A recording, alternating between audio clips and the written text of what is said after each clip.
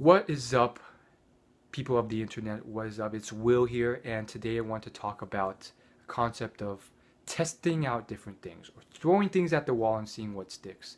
This is a concept that quite a few top YouTubers, I'm going to be using YouTube as the platform of examples. This is a concept that a lot of top YouTubers have used. Shay Carl's mentioned it, um, and quite a few YouTubers have used this as well. And I think this is important because it's a lesson in life and on YouTube of not just giving up and understanding that this journey to success, if you you claim that YouTube subscribers are success or views or whatever is success, a superficial form of success, but nonetheless could be defined as success. Um, this is a clear example of how you can persevere and realize that your journey and your path to figuring and feeling things out may require a lot of twists and turns, and it's not a clear, straight pathway. As Steve Jobs and many others say, the path is only clear looking over your shoulder or in retrospect. So I'm going to give you a few examples, specifically YouTube examples. Roman Atwood, currently, he is one of the #1 most subscribed pranksters on YouTube. His videos, most popular ones, have gotten tens of millions of views, and he has like 7 or 8 million subscribers and growing. And then he has a vlog channel that has almost as many subscribers, and he is probably the #1 vlogger, daily vlogger on YouTube in the history of YouTube right now. One of the #1, even beating Shay Carl in terms of magnitude of views on a daily basis. He gets around, on average, 1 million views per daily vlog. That's incredible. And this is a guy with no production skill. Like, his videos are pretty, cut and pasted, like just him in his life. So how does he do that? Again, let's not get into the specifics. The point is, this guy had a very, I wouldn't say super long, but his journey was not so clear cut. If you look at his oldest videos on his prank channel, which were years ago, he tested a lot of other stuff.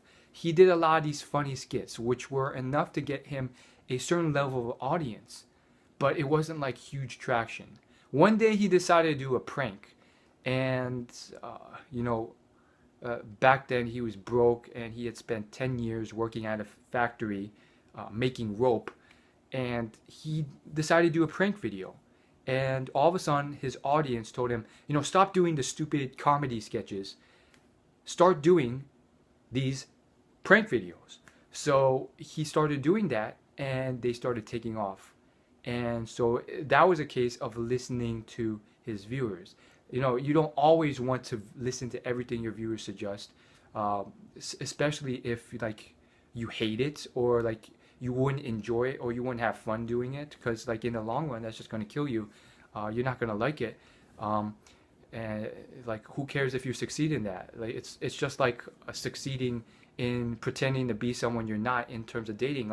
Are you going to put up this facade for the rest of your life, and you're going to hate yourself because this person only likes a fake version of you and not the real you? You're never going to feel fulfilled doing that. So there's an example there. It took him a while. Matthew Sator, this is a guy who, it took him 5 years of constant YouTube grinding, videos released constantly, so much work put in, before he finally succeeded and got to 4 million views. Now, this was not a straightforward path. For the first 3 years, he was getting very little traction, and he was putting in so much work and effort into his videos. And what ended up happening was he did a lot of vlogs, one in particular where he wanted to quit. He literally said, I put so much effort into this, I don't think I will ever be able to turn this into a full-time living, and he wanted to give up. And then he tried something new. He noticed that certain titles that started with top 10 got a lot of views. So he did that specifically, and those took off like crazy.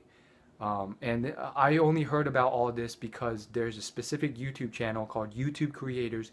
It's owned by YouTube, and they did this whole profile on him. And I don't know how they found the vlogs and specific clips, because he has like hundreds upon hundreds of videos. But they found the exact moments where he filmed himself wanting to give up. And it's just another great lesson in not giving up. Finally, we have the last of the bunch in terms of not giving up. There's a trend here. There's a certain level of rebranding going on here. So there's Tipsy Bartender. This is a guy who he had a decent following. Then one day, he spent like 3 years growing this following, and he had basically, it was like a sex talk show. It's hard to describe, and he had a decent following, like 100,000 subscribers. But his videos were getting like, it got to a point where they were starting to dwindle in numbers, and they were like, he was getting like 1,000 views per video, a daily video. And so he just, all of a sudden he packed it up. Like, he kept at this for a long time, and she saw the numbers dwindling, and he was putting so much effort into these videos, daily Q&As, and I guess his heart wasn't into it. It just wasn't paying the bills. And so he packed up the whole thing, and it wasn't like an easy decision. It took him a long time. He packed up the whole thing, started a brand new YouTube channel called Tipsy Bartender. And this was incredible because he made a very smart decision. Maybe by luck, I don't know. But he was very adamant about the success of YouTube. He didn't give up on YouTube. He just gave up on his channel. So he packed up this whole thing after many years spent at this thing, growing a decent following, literally closed the thing down, started a new channel specifically tailored to bartending drinks only, directed all his old followers to there, and grinded at that for another 2 years. And look at him now, 2 million subscribers on his channel. His bartending videos get released daily. They get like 500,000 views per video. That was a slow grind to get there. Incredible story.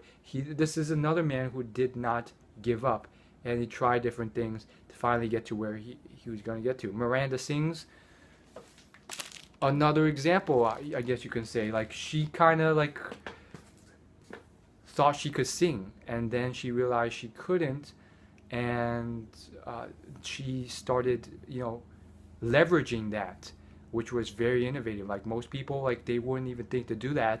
They'd just be so heartbroken from all the hate that they would just give up on YouTube. She flipped it on its head. Like, she started intentionally making horrible singing videos, and then she developed this specific character called Miranda Sings, and it blew up from there. She's getting millions of views by doing her comedic skits. It's an incredible journey. That's what I gotta say. Sometimes it requires a lot of testing and trying out different things. fouseytube's another great example. This is a man who did not start out pranking other people, and so ultimately, like it or not, there's a mix of different factors going on in terms of the YouTube space. You can try and do what you are passionate or enjoy, but like it or not, there is a bit of movement towards what the market demands, and therefore there's a bit of this conjunction, and sometimes you can shapeshift it to move towards what the market demands, and at the same time still being very interested and passionate about what you do, and not losing the fun in it.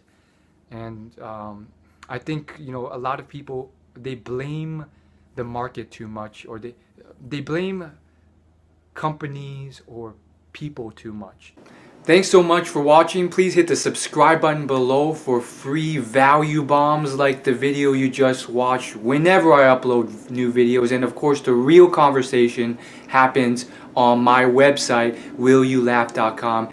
You can go there and leave a comment, and there's a higher chance that I will read it and respond on there. And make sure, if you're a helpful and ambitious person, to take the extra step and join my email newsletter on my site, willyoulaugh.com. That's where you will get into my VIP list, where you get some of my best discoveries, best content emailed straight to you, including updates, giveaways, and value bombs that I release nowhere else. And I'll see you in the next video.